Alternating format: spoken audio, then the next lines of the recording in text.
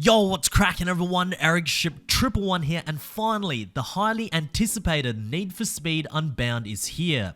Now, for those who have purchased the Palace Edition, will get the opportunity to play the game right now. However, those who have yet to purchase the game or has just pre-ordered the Standard Edition will have to wait until the 1st of December.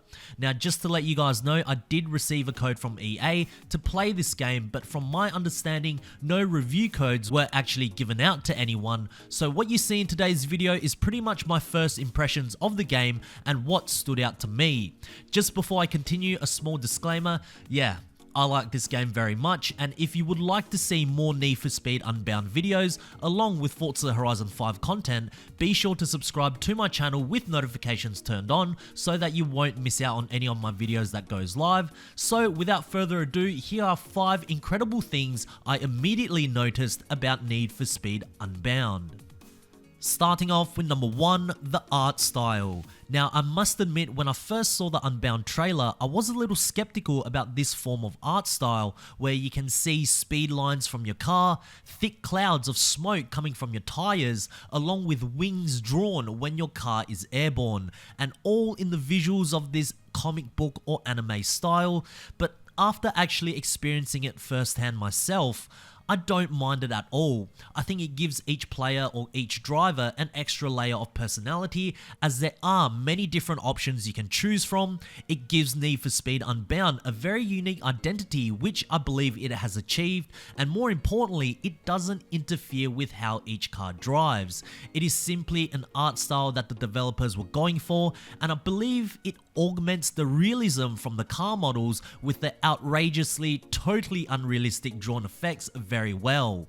Not only that, of course, your own created driver along with every character in Unbound are cel shaded as well, but it doesn't take away from any of the storytelling at all. If it's anything, I think this was a very smart decision by Criterion Games, because look, in a racing game, it's often the cars that look super realistic and the character models never quite match up graphically with the vehicles.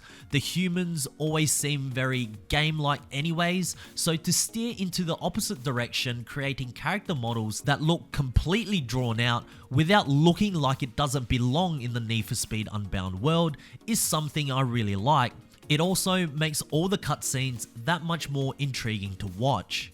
Number 2, the game runs very well. So one of my biggest concerns with Need for Speed games, especially on console, is how they run.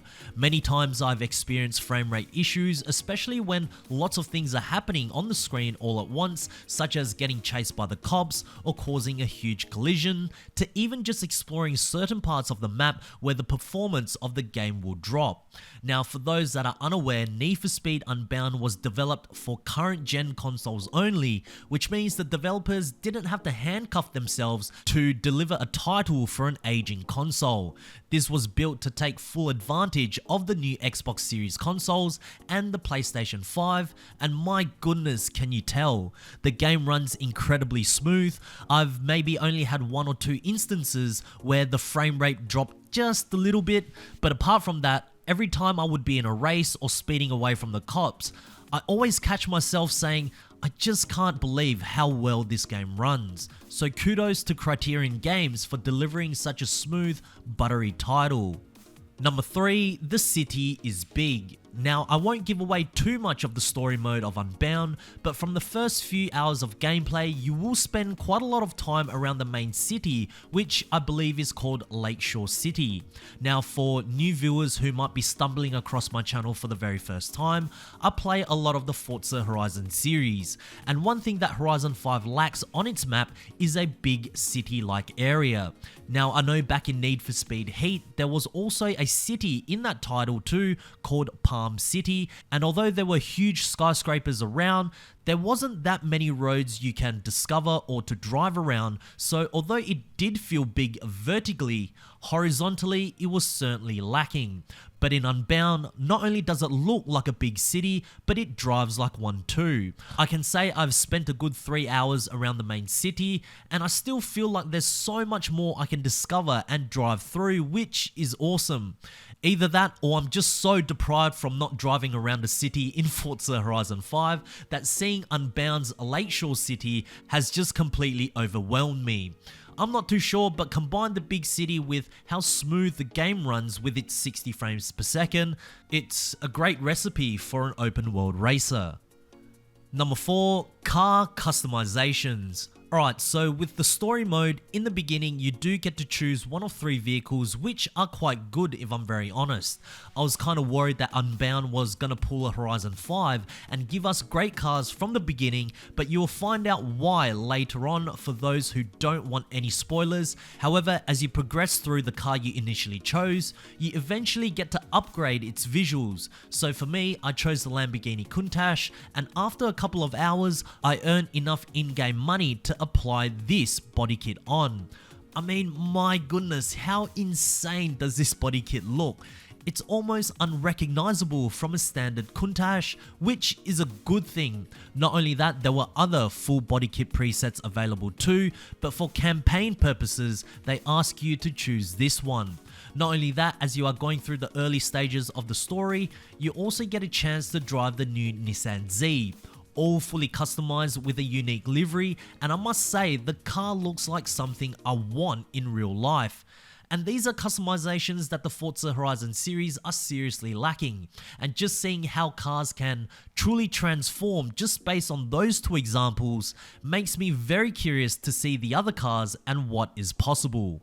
And lastly, number 5, the story dialogue. Now let's be honest, with racing games, how much can you really do to make a very good compelling story? Well, in Unbound, so far I have found the story to be quite compelling. The dialogue between the characters are much better than I anticipated, and it has actually hooked me into wanting to know what is going on. I feel as though watching every cutscene and remembering the names of each character is very important. It certainly helps with the unique art style as well, but it's nice when a story works in a racing game. I haven't gone through any moments where I was kind of like, oh, I don't know, this shouldn't really be here, but so far it's been great. And as of this moment, I want to know more as to what happens to my character and everyone else in the end. All I know is I gotta race my way there. So there we have it, guys. I really didn't want to give away too much, but these were essentially the things that really stood out to me based on my first impressions. I have to be honest, it is really refreshing to see another AAA open world racer I can play that is new, and I hope multiplayer and post-launch updates will be good, because in my opinion, if this game can stay alive with good DLC and a usable multiplayer feature, I can see this game lasting very long.